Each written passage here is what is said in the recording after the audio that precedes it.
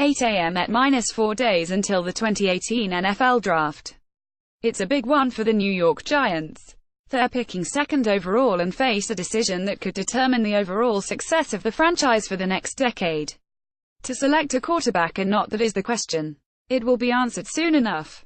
In the meantime, some observations and whispers. The Davis-Webb factor. As the Giants are on the clock at number 2, you have to wonder how much Webb plays into the equation. He was a third-round pick last year by the previous regime and has impressed since with his work ethic and preparation. Still, nobody has seen him take an NFL snap. It would appear Webb is a virtual unknown. But with Eli Manning and Webb on the roster, it's possible the Giants are more comfortable with their short and long-term future than those outside the organization.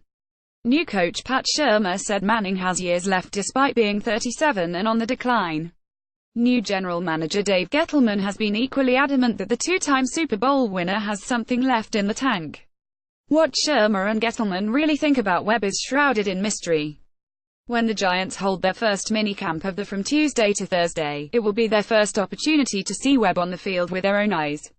How Webb performs will be monitored closely, but it won't affect their already determined draft board. Nothing is going to totally change the top of the board, said Gettleman, a self-proclaimed film junkie. Seeing Davis next week is going to be fun for us because he's a great kid, he works his fanny off, he has been following Eli around like a little puppy dog since he walked in the door and it will be a neat opportunity to see him play. Yeah, sure, everything affects the board. It'd be lying if I said no, but at the end of the day, I'm looking forward to it. Gettleman isn't going to knock Sam Darnold, Josh Allen or Josh Rosen down a few pegs just because Webb had a strong practice in shorts and shoulder pads hours before the draft. More likely, what the team feels about his prospects was determined long ago. It doesn't hurt that one of Webb's biggest supporters in last year's draft is still in the building. President of Player Evaluation Chris Mara, who is also part of the ownership group, was perhaps the strongest voice on Webb last year. The Giants ended up with Webb with a number 87 pick even though the coaches were especially high on Patrick Mahomes. He went 10th overall to the Kansas City Chiefs. But the Giants were never going to draft Mahomes because the front office wasn't nearly as high on the Texas Tech quarterback. They were also split on Webb. This is a glimpse of how the Giants operate. They have a lot of cooks in the kitchen who often have differing views on players.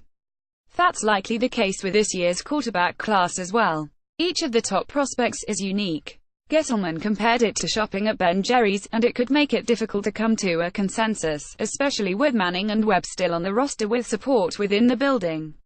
Number 1 pick uncertainty. What the Cleveland Browns do at number 1 likely directly affects the Giants' selection. The common belief is it's between Darnold and Allen. I also wouldn't completely rule out Baker Mayfield, knowing well that Scott McLaughlin is serving as a consultant to general manager John Dorsey. McLaughlin is on record earlier this year saying Mayfield is the best quarterback in this draft. When, April 26 to 28, where Arlington, Texas NFL draft coverage, full order, 1 to 256, Kipper vs.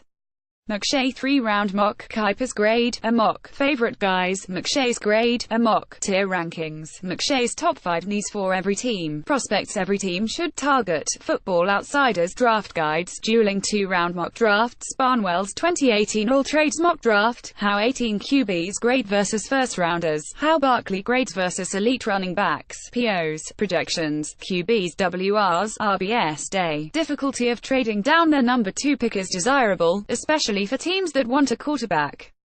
The Browns at number 1 and New York Jets at number 3 are almost certainly going in that direction. So if a team wants a specific quarterback, the Giants' pick is where they want to land. Except the Giants are going to ask for a major haul, multiple first-round picks, and more. It's going to be difficult for anyone to meet their demands. They might be best waiting the Giants out, considering the Browns at number 4 aren't likely to take a quarterback and the number 5 and number 6 picks are available to the highest bidder.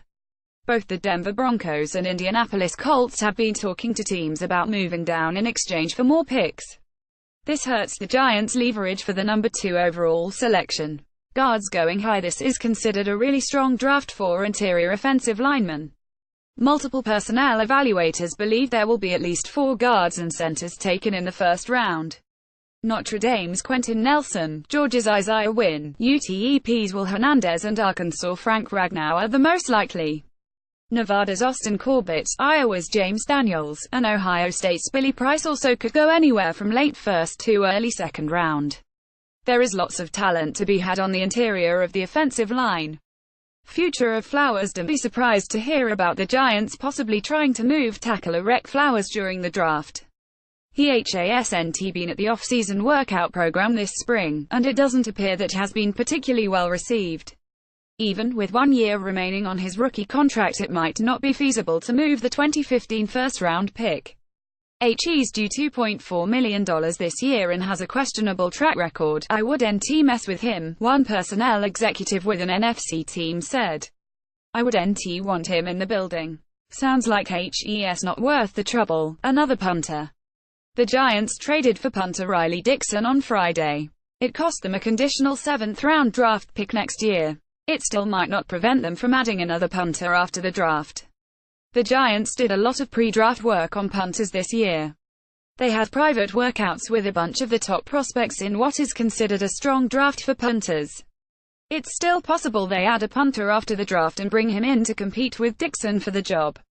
The conditional part of the 7th-round pick they sent to Denver likely allows them to do that.